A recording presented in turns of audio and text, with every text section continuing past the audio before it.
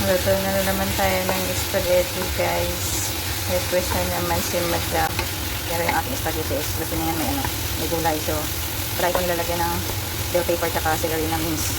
Then, ayan. Nagisa ko na yung bawang at sibuyas. Tapos ito yung mince pork. Yung aking mince pork, medyo hindi pa masyado nagtitos. Kagabi ko pa ito nilagay sa chiller lang pero hindi pa siya Tapos kagabi kahapon ko ito niluto. Kaso nakalimutan ko nga kagabi. Kasi oras na kami dumating. Kaya din naman nakalimutan ko, natulog ako. Kaya ngayon ko na lang niluto, Sunday. Since nandito naman ako sa bahay, wala mo nang labas-labas. Kaya hindi design ko muna ito, guys, ha. Para maano ko na sa yung kanyang tomato sauce. Ito na, guys, yung aking mince pork. So, ilalagay ko na yung kanyang spaghetti sauce. Ayan, dalawa.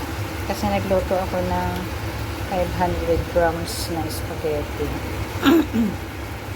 So, palaging dalawang tagpa 500 yung aking sauce. Mas gusto kasi yung medyo medyo maraming sauce, masarap. So, ayan. So, meron pang tira sa loob. Pupunin ko mamaya yan. Sayang. So, marami. Ano na to ni Madam lunch and dinner na daw niya. Mamaya, kaya nasa church pa siya. So, pakuluan muna natin to yung spaghetti sauce. Tsaka natin ilalagay yung tawag nito pasta mamaya. Pasta spaghetti. So, nilalagyan ko yan ng chicken cubes para sa lasa, and then ground pepper. Ayan. Para medyo may siya. Medyo anghang na konti. Tapos, ito yung ketchup. Banana ketchup. Para makulay. Medyo dark ang kulay niya. Hirap mag-vlog pag isa ka lang, guys. Half lang, huwag ko nang ubusin. Pampakulay lang naman.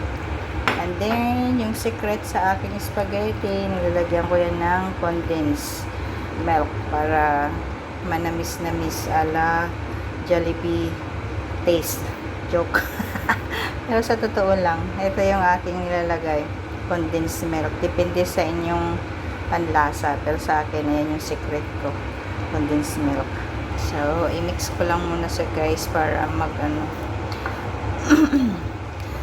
para yung mixture niya is pantay. Tsaka natin titikman kung okay na yung lasa.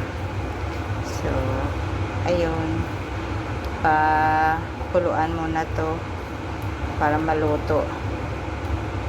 Maghalo ang kanyang mga sauce. So, ayan. Kumulo na guys yung sauce ko. So, ilalagay ko na lang to yung pasta spaghetti ko. Ayan.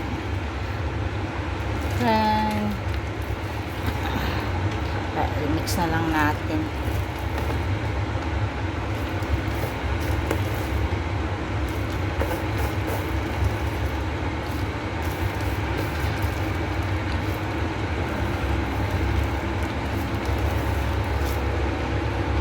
Ayan.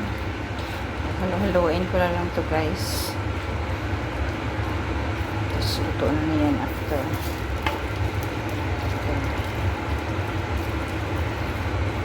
Mix ko muna, bitawan ko muna ang cellphone ko. Charang! Luto na yung spaghetti natin. Ready to eat na guys. So, ayun lang. Thank you for watching. Alam ko palagi na lang ako nagluto ng spaghetti pero wala lang. Gusto ko lang i-vlog ulit ngayon. Okay, bye! Happy Sunday! Enjoy! Keep safe! Bye!